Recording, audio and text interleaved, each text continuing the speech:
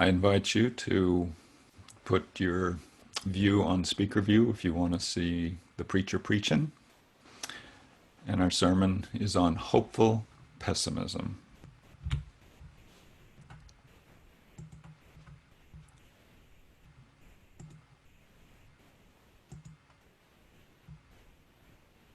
When we divide people or people's behavior into categories, we unintentionally hinder our own spiritual journey. It's cultural and tempting to put people into either or divisions. Likely this is the outcome of using the scientific method of breaking down complex issues into the simplest parts possible. Knowledge is all about understanding, and understanding is easier when the item is basic, simple, and comprehensible. But when we take this approach to humans, like dividing them into either optimist or pessimist, we not only dismiss the complexity found in each person's makeup, but we also restrict our own understanding of the world by oversimplifying things. And in addition to putting people into categories, we also class the categories as uniformly exhibiting the extreme definition. This is not a compassionate way to view people. A balanced view of people and of world events is always better. This is what Lao Tzu said about 600 BCE in the ancient Chinese book, the Tao Te Ching. In number 9, he writes, "Going to extremes is never best. For if you make a blade too sharp, it will become dull too quickly. And if you hoard all the wealth, you are bound to be attacked. If you become proud and arrogant regarding your good fortune, you will naturally beget enemies who jealously despise you. The way to success is this: having achieved your goal, be satisfied not to go further, for this is the way of the Tao." If pessimism is taken to the extreme, it can shrivel us into hopelessness and despair. An extreme pessimist will feel abandoned by their friends because their constant doom and gloom approach is tiring and drives people away. While misery loves company, most of the time company does not reciprocate. If optimism is taken to the extreme, it can deny the suffering or harmfully minimize it, or worse, it can rationalize the suffering away.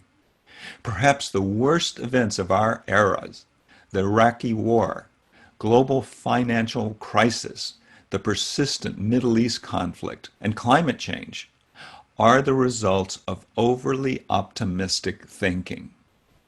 A collective cognitive dissonance allowing us to believe that everything is fine, that kind of thinking leaves us politically inert and ill-equipped to deal with the crises.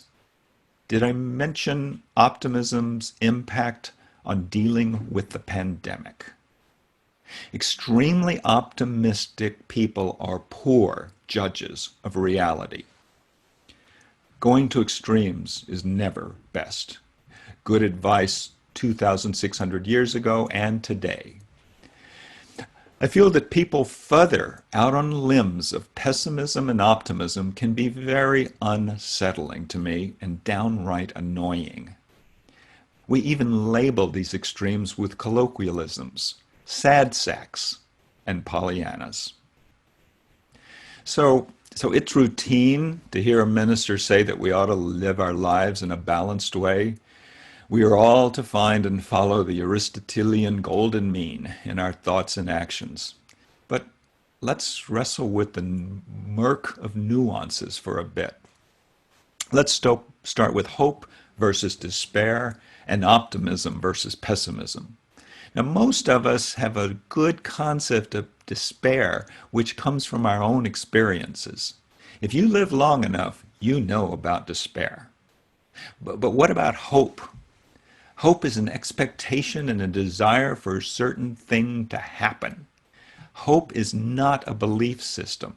It is an attitude about our desires. But I also believe that hope is not optimism. In fact, in most cases, optimism can be in opposition to hope. An optimist can discount and ignore evidence against their conviction that things will work out all by themselves. An optimist is threatened by and struggles to deal with another's pain. But someone acting in hope from the conviction that not that things will be okay, not that we'll be able to right all the wrongs, not that everything will turn out fine, but a person coming from hope knows that we can work to overturn whatever wrongs our system can devise, to ease the suffering. Hope is a will not to lose faith in the possibility of goodness and a better future. A hopeful person can face both their own and others' suffering with no belief that things will work out just fine. True Detective is an American anthology crime drama television series on HBO that premiered in 2014, ran for 3 seasons. It's a complex series, and like many complex series, this one has a cult-like following. Here's my interpretation of some parts of a book about the HBO series, and the book was titled True Detective and Philosophy, A Deeper Kind of Darkness. Hope and despair are attitudes. Optimism and pessimism are ideas. Let me repeat that. Hope and despair are attitudes. Optimism and pessimism are ideas. First off, reality is reality. How we interpret and process reality is strongly influenced by our preconceived attitudes. Our reaction to reality to be either hope or despair comes from our attitudes about reality. Hope is an attitude. It's an emotional positioning to deal with reality in whatever form it comes to us. Also, optimism and pessimism are ideas about the way things will work out. These are not attitudes because they're not reactions to reality, but ideas about what will be happening next. Our attitudes of hope or despair are our emotional positioning of dealing with what is happening, but optimism and pessimism are ideas concerned with what is about to happen. Hope is an attitude about dealing with reality. Pessimism is an idea of what might happen. So, if we combine hope and pessimism, we create the hopeful pessimist. Now, pessimism is not a deterministic philosophy. If you recognize that pessimism does not always necessarily predict a tragedy, then we can understand that it leaves the future radically wide open.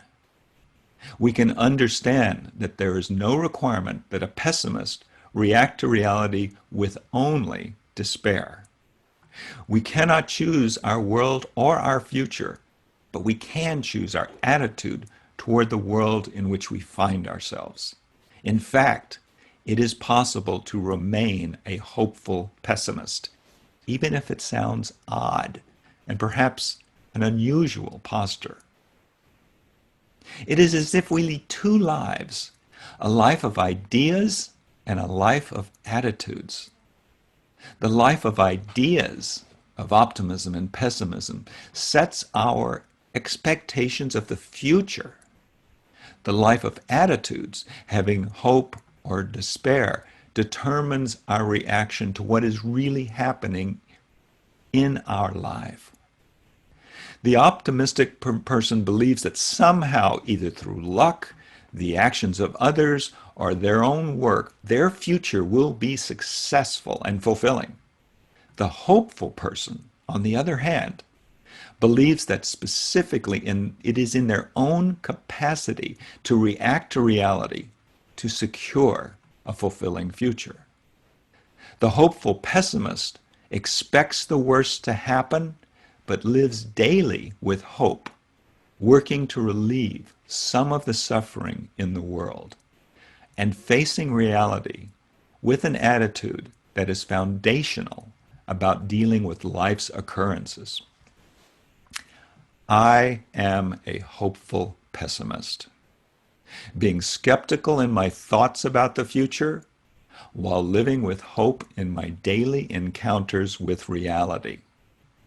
There's nothing in hope that pessimism precludes.